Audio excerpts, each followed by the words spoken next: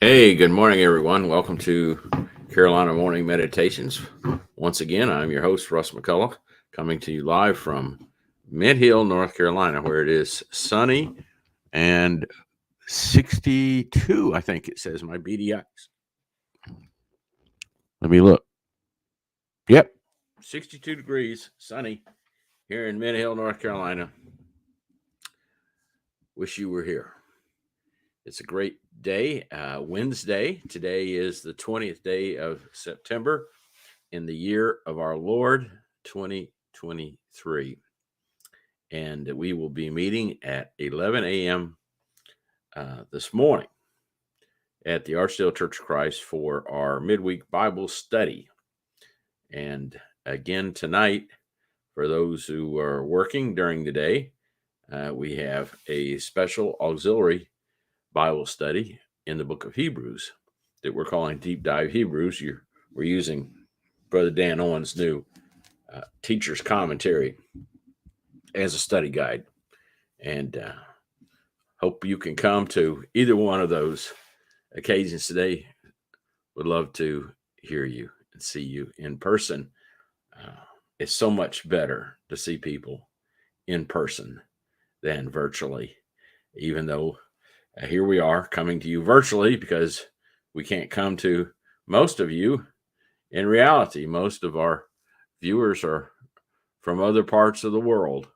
And for you, we are grateful, and for our local folks as well that we'll see live and in person later today. We continue our studies in the book of John, the book of friendship that we're calling it, because John is writing from a perspective very unusual, and the fact that he is the best friend of Jesus while Jesus was on the earth. And John gives us that friendship perspective that we need so much. In fact, our goal here on Carolina Morning Meditations is to make friends, keep friends, and restore friends for Jesus Christ, the greatest friend that any of us could ever have. And Jesus wants to be your best friend. As he is God, he can be everyone's best friend simultaneously. Here on earth, you and I are limited in that regard. We can only have one best friend, but Jesus can have all the best friends that he can gather. And he is in the business, while time continues, to gather friends to save them from their demise, self-imposed, we might say. So we're thankful for all of God's blessings. Thankful that Doug Bailey, our good friend, came home from the hospital last night in much better shape than he went. So we're thankful to God for that quick and beneficial healing for him. So we're starting today in verse 24 of chapter 9 of John, and just give you a brief synopsis of what's going on. The enemies of Christ are seeking to kill him for the unspeakable crimes in their mind of breaking the Sabbath by healing a man, which he doubles down on in this passage. And not only that, because he claimed to be the Son of God, which he is. It was no false claim. Before Abraham was, I am. They had picked up stones in the temple, in the temple area, most likely out in the court of the Gentiles, and were attempting to stone him. And you might think, well, why would stones be available in the temple courtyard? Well, the temple was still under construction. There was construction materials all around, and so that's where we find the situation. But Jesus, since it wasn't his time, essentially disappeared from their midst. They were standing there with the stones in hand and ready to kill him, but he wasn't there. Later, he appears outside the temple, finds a man who was born blind, um, stoops down and spits into the ground and makes some clay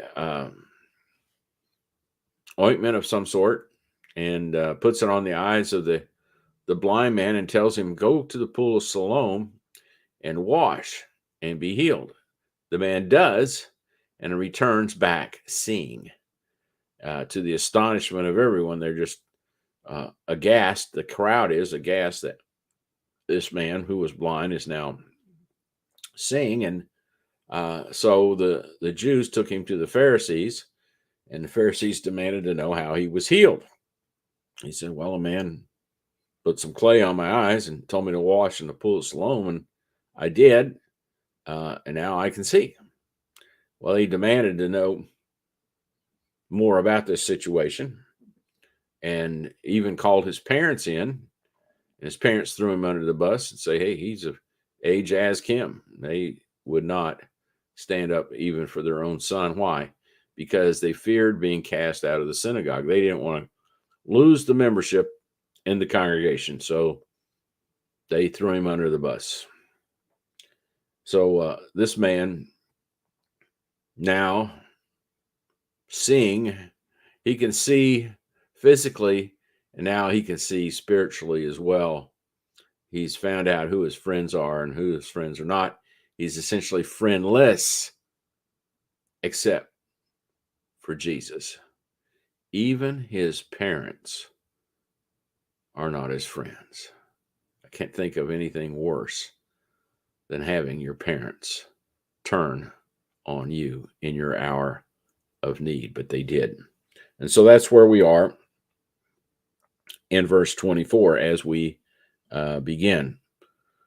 So they again called the man who was blind and said to him, give God the glory.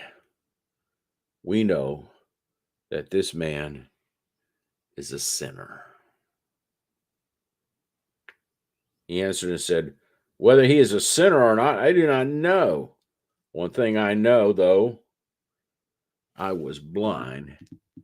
Now I see. Then they said to him again, what did he do to you? How did he open your eyes? He answered them, I told you already, and you did not listen. Why do you want to hear it again? Do you also want to become his disciples? Then they reviled him and said, you are his disciple, but we are Moses' disciples. We know that God spoke to Moses. As for this fellow, we do not know where he is from. The man answered and said, why, this is a marvelous thing that you do not know where he is from, yet he has opened my eyes. Now we know that God does not hear sinners, but if anyone is a worshiper of God, does his will, he hears him. We'll stop there for today. Pick up verse 32 tomorrow as the Lord wills. A lot to unpack here. A lot to unpack.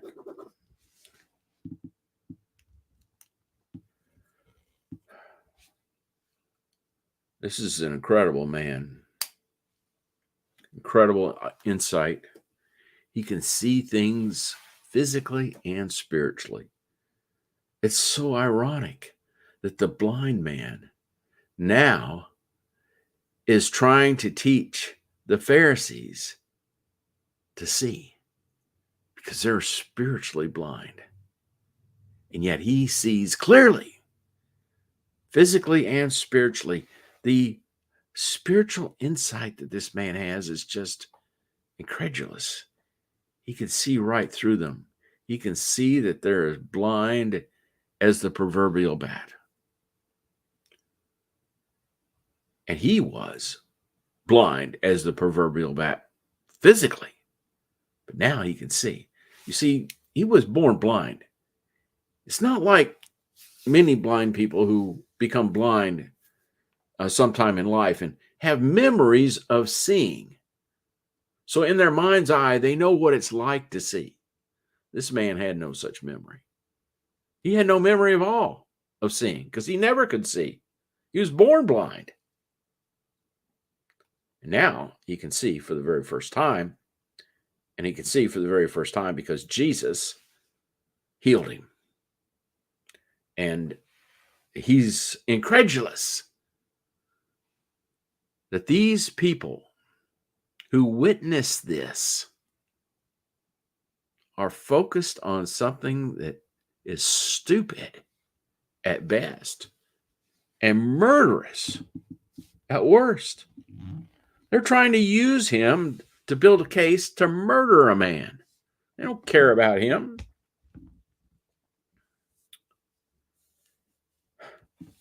It's so sad that they begin this dialogue with a lie. They claim to know something that they don't know, could not know, is a lie from the pit of hell. We know that this man is a sinner. They call the only sinless man ever to live a sinner. They, being sinners, accuse Jesus, not a sinner, of being a sinner.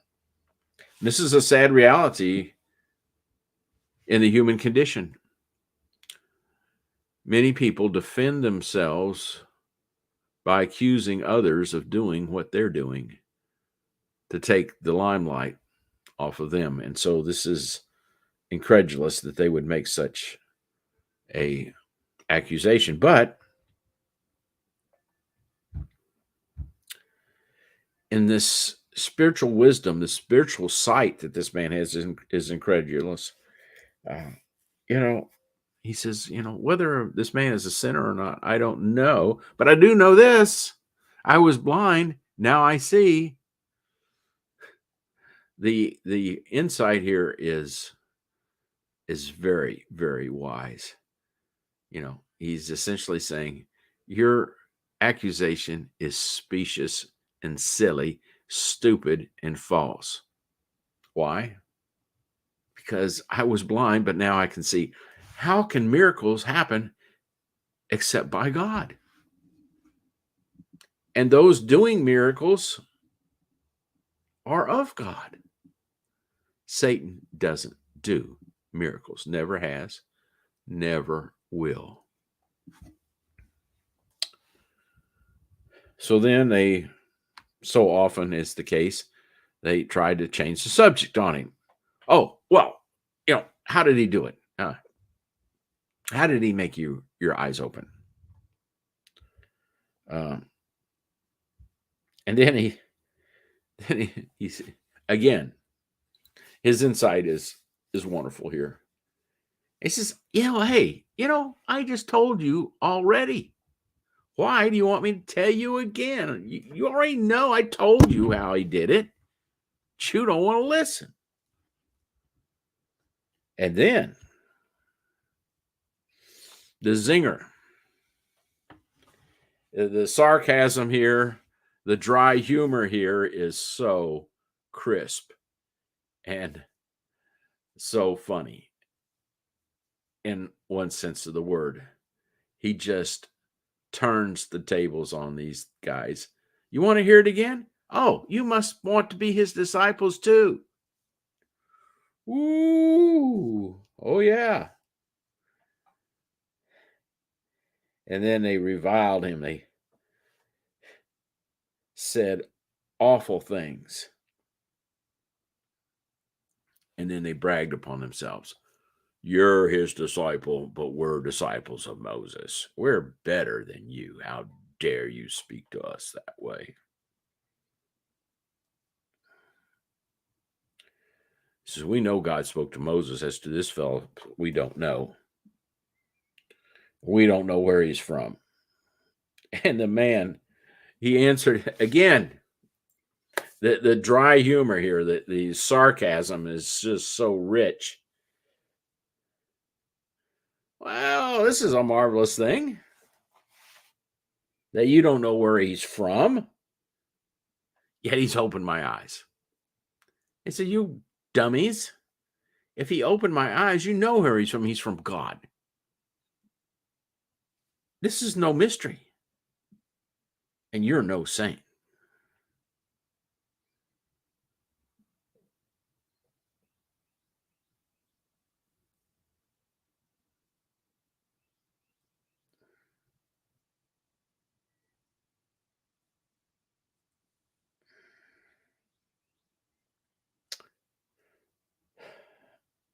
And then the man begins to preach a sermon to the blind Pharisees in verse 31. That's where we'll start tomorrow.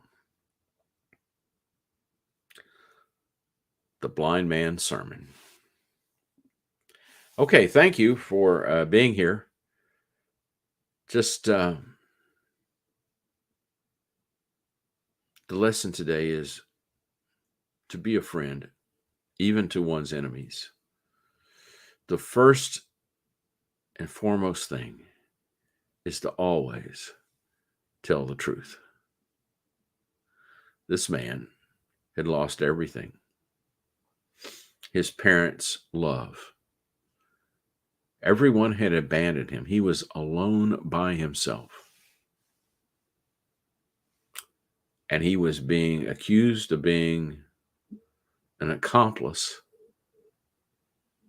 in heresy. That's what he was accused of. He was totally innocent, as of course is Christ. But these false charges were leveled against him. A man without a friend in the world except Jesus stands up for the truth. To be a truth teller is the greatest thing that a person can do in a friendship relationship. Always tell the truth. And you will never be alone. Always tell the truth and you'll never be alone. Sometimes we will feel that way. But the reality is, our best friend Jesus is at our side, always, when we tell the truth, even if no one believes us. This man told the truth in an audience where no one believed him, including his own parents. Be a friend, make a friend, restore a friend for Jesus today. That's what the blind man did. And that's what we need to do. Well, we appreciate so much you being here today and look very much forward to our getting together this morning and or this evening at the Archdale Church of Christ. Tentatively, the 28th of September, we'll have our next broadcast of Just Christians radio show right here and on YouTube as well. And,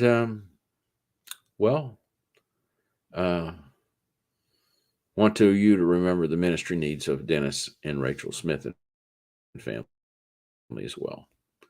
They're enrolling in the Tri-City School of Preaching in January in Elizabethton, Tennessee. They have their tuition paid. They have housing provided for them, but they need living expenses as yet. There's a $2,500 a month need for support. And just Google Tri-City School of Preaching in Elizabethton, Tennessee, and they'll tell you what you need to do. So until tomorrow at this same time, I wish you a good day and God bless you. And